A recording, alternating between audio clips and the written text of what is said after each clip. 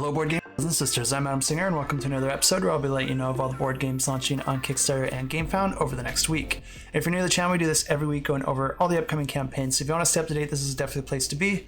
But before we get started, I do like to go over some new announcements and discoveries I just found out about over the past week, but there wasn't a whole lot new announced, at least not that I heard of, so I'll just continue to let you know about something that I have mentioned in the past, and that's to go ahead and check out the Level Up Retreat. This is an event that I'm going to be attending along with a whole bunch of other really fun people from the community, and one of those people is Alex from Board Game Co, and he's actually going to be acting as the host for this event.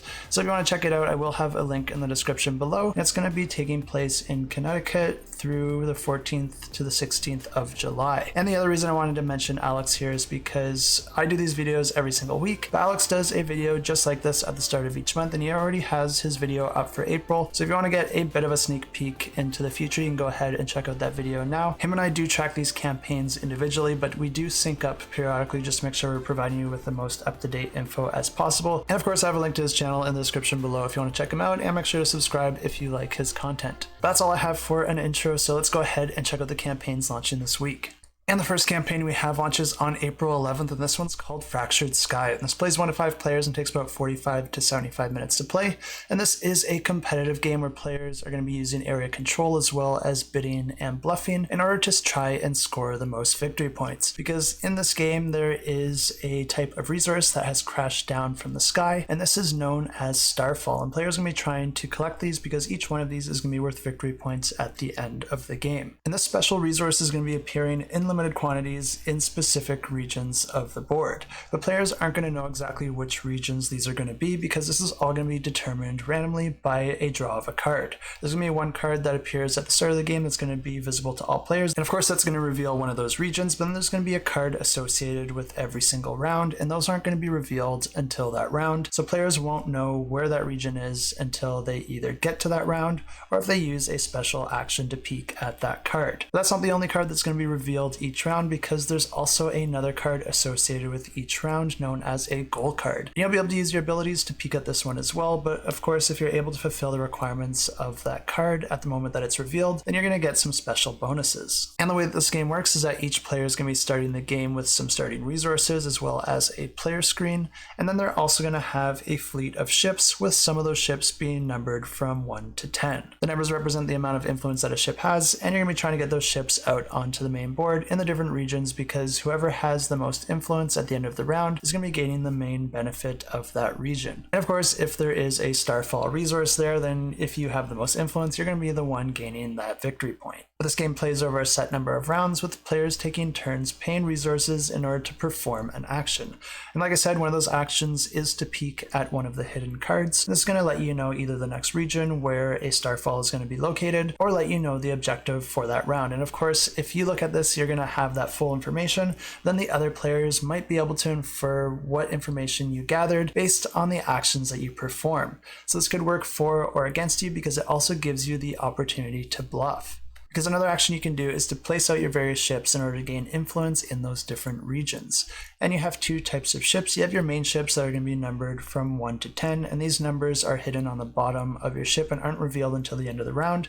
But then you're going to have your secondary ships, which just add one more influence to that region. You're also less limited when it comes to putting these ships out, so they are sometimes the better strategy. But another thing players can do is to build various buildings, and you're actually going to be building these between the different regions, and this is going to give you bonuses in any of the regions that that space is connected to. So one of the buildings you can build is a fortress, which is going to give you 1 extra control for each region that it's connected to. And the other building is the market, which works exactly the same way, but instead of giving you extra influence, it's going to give you extra resource generation in each of the connected regions. At the end of the round, the secret objective for that round will then be revealed, granting any bonuses to the players that were able to fulfill it. And then you're going to be resolving each of the locations to determine who has the most influence there. Then that person is going to be getting the main bonus, while the other players get a secondary bonus, or maybe nothing at all. At this point, all the ships return to the players, but any buildings remain in play, and the rounds continue like this until the end of the final round, and then the player with the most victory points is going to win the game. And if you are interested in this one, I do recommend checking out the campaign because almost every single component is going to be upgraded and deluxified, which you're not going to be able to get in the retail version. And this one does go the extra mile because each of those ships are going to have a magnet in them, which allows them to connect to an influence token when you go to put that ship out on the main board. As always, if you're interested in this, I have links in the description below. Also launching on the 11th, we have a competitive tile laying game known as Flutter, and this plays 2 to 5 players and takes just 30 to 45 minutes to play. Really simple rule set on this one, but I think it offers a lot of complexity, and this is a campaign that I did cover in the past, but it got pushed back until now, so I'll just go ahead and roll my previous footage for you now. And this is a tile laying game all about placing insects in order to pollinate flowers. Players are going to be placing tiles with these different insects into a shared space, and on each of the corners of these tiles will be a flower of a specific color. Players will also be trying to match up the corners of their tiles with the other tiles that they're going to be placing them beside, and doing that will earn you petals of that specific flower. But the goal here is to be the player that completely encircles another tile, and whenever you do that, that's going to allow you to score victory points for that tile. But there is a cost to be able to score those victory points because once you're able to do this, you also have to pay the number of petals of the appropriate color equal to the number of white circles on that tile. Otherwise, you're not able to score those victory points. This means that you'll want to encircle another tile, but you're going to want to do it only when you have the appropriate number of petals in order to score that tile. And that's everything there is to the game, but I think it does a lot with a very simple rule set, and it also has some really nice artwork, so if this one looks interesting to you, you can find links to the campaign in the description below. Also launching on the 11th, I just have a quick mention here for the next campaign offered from Dungeons & Lasers. This one's actually going to be offering a bunch of miniatures as well as a 5e compatible campaign. I've covered a bunch of the Dungeons & Lasers campaigns in the past, and I really do think they're making a name for themselves with the miniatures that they offer. They have quite the collection now, and of course this RPG is designed with those miniatures in mind, so there's going to be a miniature associated with each and every character. So if you're a fan of miniatures or a fan of RPGs or a fan of both, this is definitely one that you'll want to check out, and I'll have a link in the description below. And also launching on the 11th, we have Thorgal the board game, and this plays 1 to 4 players and takes about 90 to 120 minutes to play. And this one is a cooperative storybook adventure game, and it's also my personal pick of the week. And the reason I'm picking this one is because I see a lot of cooperative adventure board games out there,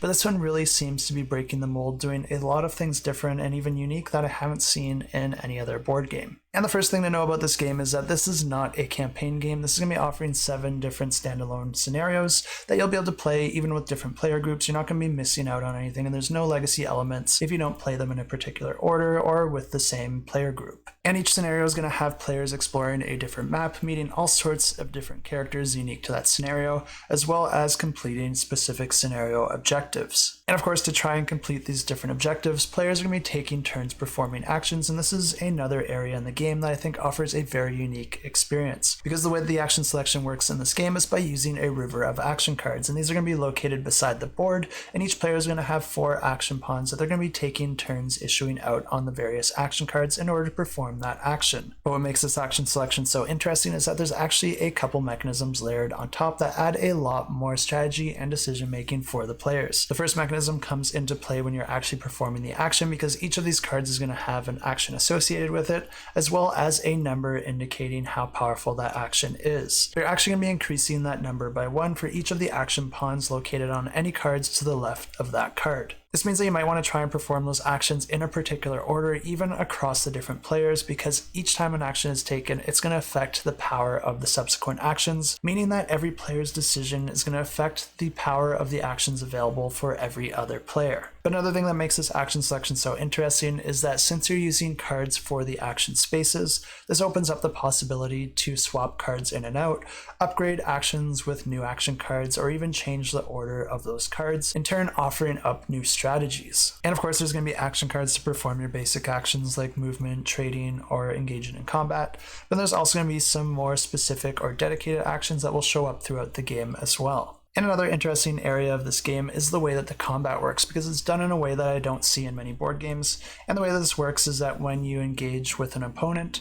you're going to be drawing that opponent's card, and it's going to come with a grid on it as well as various icons. And these icons could be good or bad for the players, but they're going to be activated anytime that you cover them up with one of the polyomino tokens. And to get those tokens, players are going to be rolling a pool of dice at the start of the combat, and the dice that you roll are going to be determined by your stats and items. You'll then be laying out the tokens tokens to cover up the different areas of that card, and if you want to defeat that opponent, you're going to have to cover up all the areas that deal wounds to that opponent. Some of these spaces can also grant you rewards, so you'll be trying to cover those up as well, or if you feel like you're not able to defeat the enemy, you might just only go for those in order to get at least the best benefit that you can. But then other spaces can also deal damage to you, so that might get in the way of your overall strategy, and you're going to have to decide which approach is best at that given moment. I think this one looks like it's going to be a lot of fun without too much rules overhead, so if you are interested in this one, make sure to follow along because it will get you a free gift in the form of 8 additional companion cards. And of course, you can find links to this campaign in the description below. Also launch on April 11th, we have the next campaign being offered from Button Shy Games, and this one's going to be For the Royal Limited, which is a solo game that takes about 10 to 15 minutes to play and is designed by the designer Scott Elms, who created many other games, including the Tiny Epic series. But in this game, you're going to be playing as a train operator trying to create the most prestigious train to attract the most valuable customers. The game's played over a series of rounds, with each of the rounds consisting of 3 phases known as the draw phase, the play phase, and the discard phase. During the draw phase, you're going to be drawing new cards from the deck representing different train cars, passengers, and VIPs, with each card having a different value and ability that players can use during the game. And then after that, we have the play phase, where you're going to be able to play those cards from your hand to perform their ability to do different things like add new cars to your train and then fill those cars with different VIPs and passengers of varying status. You then discard any of the cards you have remaining in your hand during the discard phase, and then you advance to the next round. And once all the rounds have been completed, you're going to be adding up your score, trying to achieve the lowest value possible according to certain values of that specific game. And of course, if you're interested in this one, I have links down below.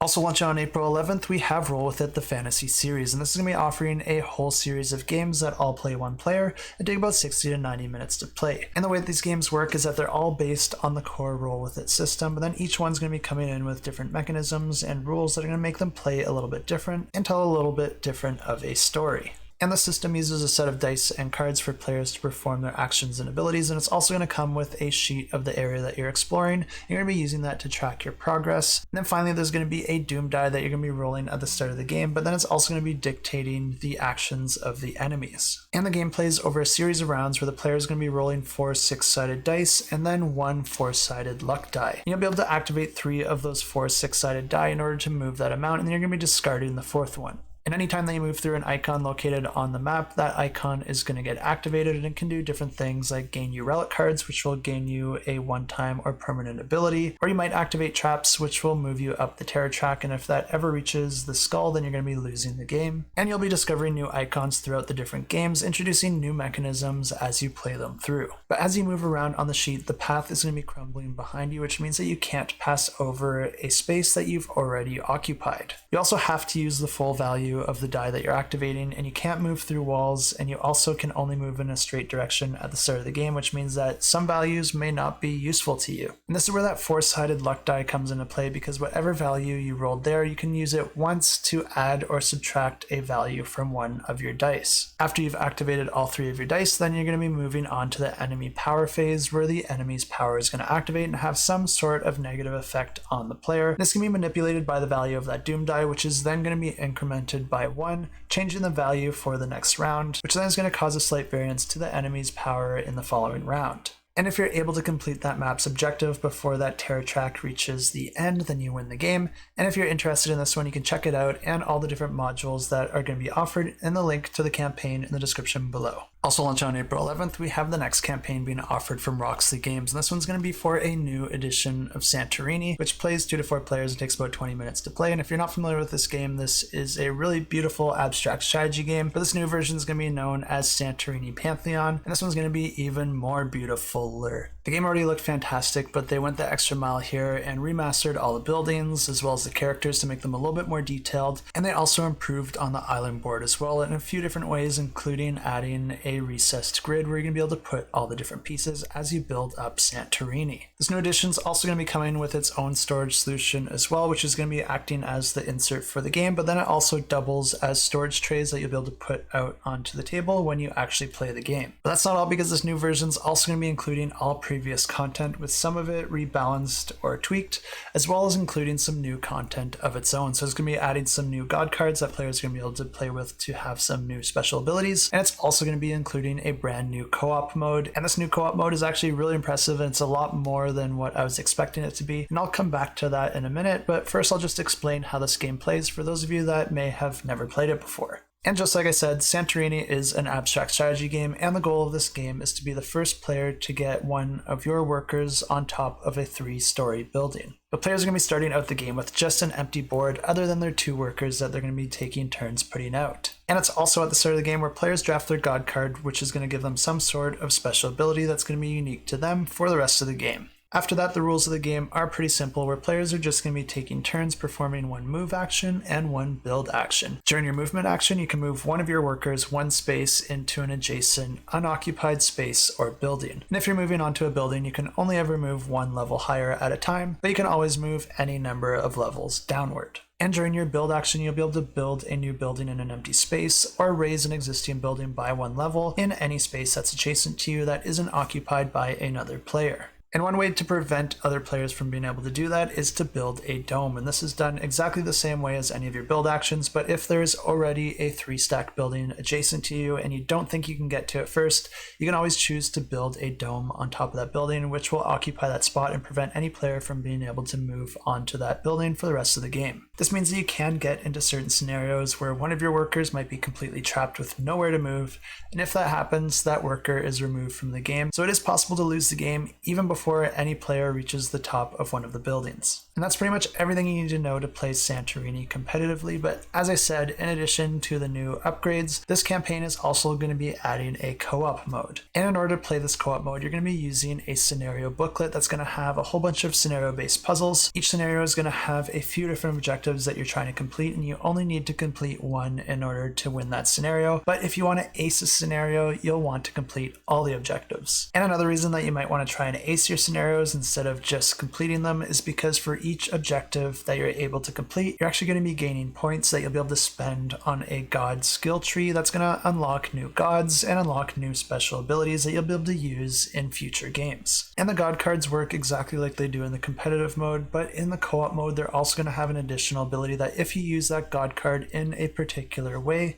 that can actually earn you other god cards or other components, adding more to your supply so that you have more to work with. So it's kind of neat that this cooperative mode is not just based on achieving a certain number of victory points and things like that. It actually has campaign and legacy elements and different puzzles for you to try and complete. And if this one sounds interesting to you, definitely check it out. I'll have links in the description below. And launching on April 13th, we have Conspiracy, and this plays 1 to 4 players and takes about 5 to 35 minutes to play. And in this game, players are going to be taking on the role of conspiracy theorists, and you're trying to win the game by amassing a certain amount of followers for your specific conspiracy. Each player starts the game out with a conspiracy card, which is going to be the core of your theory, and it's also going to be offering you up a special ability. Each round there's going to be a news card that players are going to be trying to earn, with each news card granting you a certain number of followers. Players then all simultaneously draw a new action card into their hand, and then you'll be able to play any action card from your hand face down in order to prepare it for that round. Each action card is going to have a special ability that can help you or hinder your opponents, and it's also going to have an influence amount, which is going to dictate which player gets that news card at the end of the round. And of course, it's going to be the player that is able to amass the most influence. But after all players have chosen a card to prepare, each player is going to take turns performing 1 of 3 actions.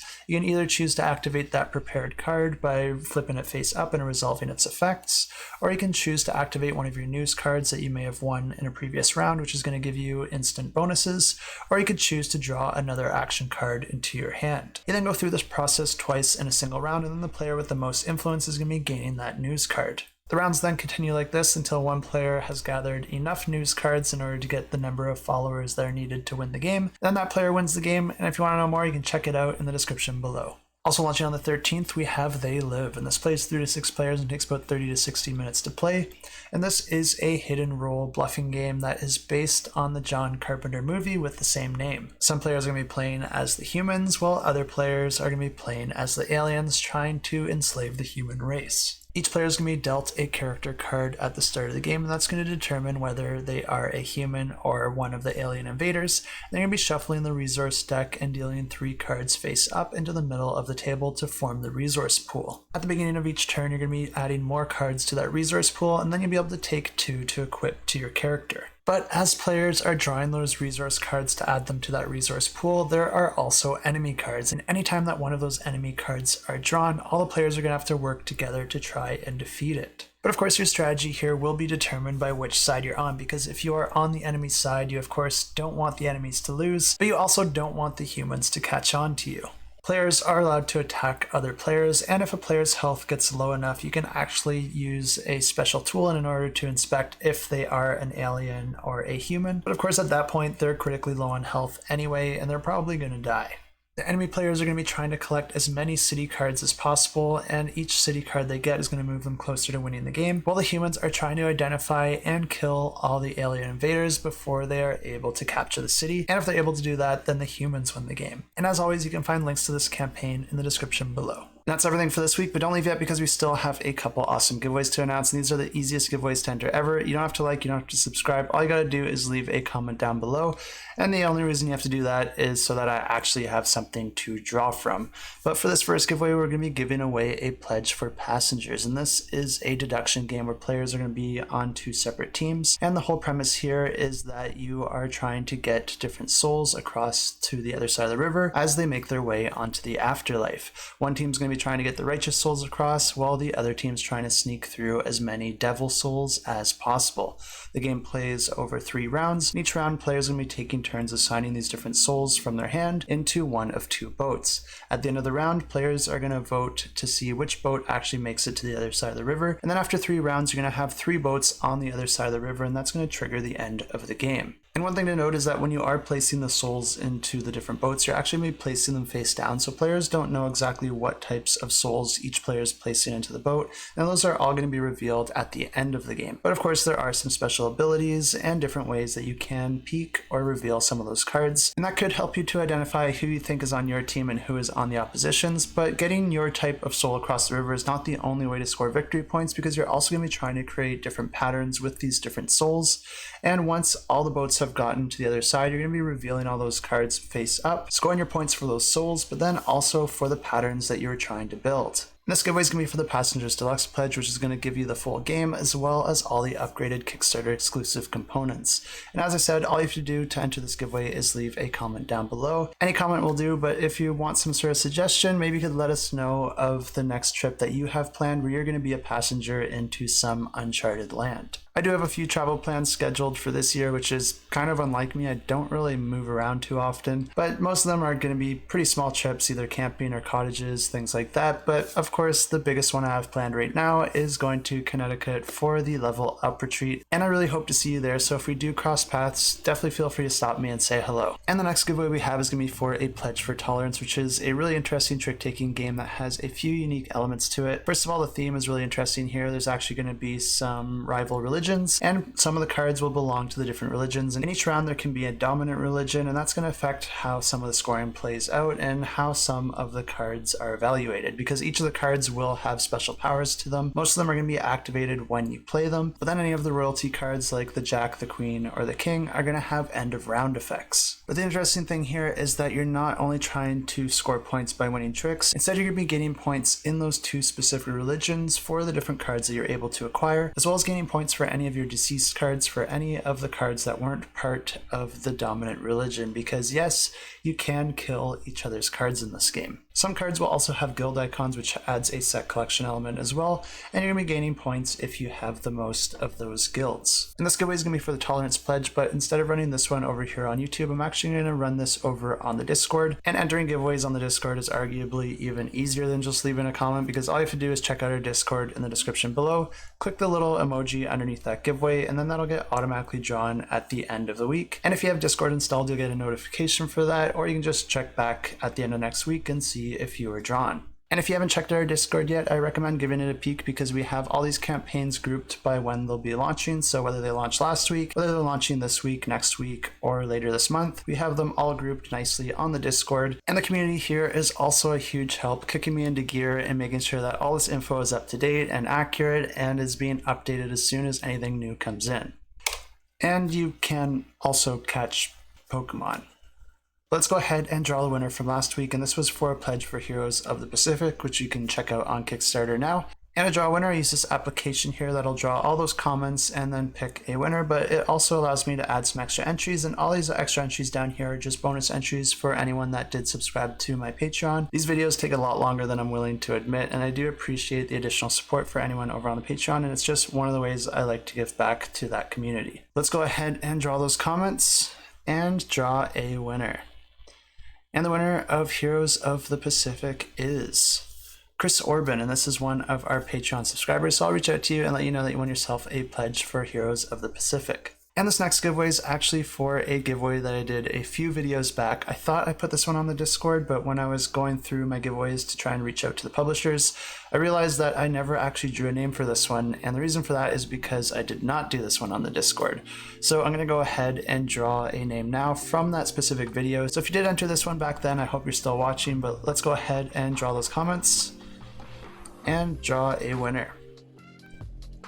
And the winner for What on Earth Are You Talking About is Miles, which is another one of our Patreon subscribers. So I'll reach out to you and let you know that you won yourself a pledge for What on Earth Are You Talking About. And that's everything I have for you this week. Not a whole lot of closing comments here, but here in Canada, it is Easter weekend. So lucky for me, I actually have Friday off, which is why it's actually daytime as I'm filming this. And if you celebrate Easter and celebrate it at the same time, because I know it's celebrated at different times across the world, hope you enjoy your long weekend or your long weekend to come. And of course, whether you celebrate Easter or not, I still hope you have an excellent weekend. But one thing we can all look forward to is the discounted chocolate in the following week.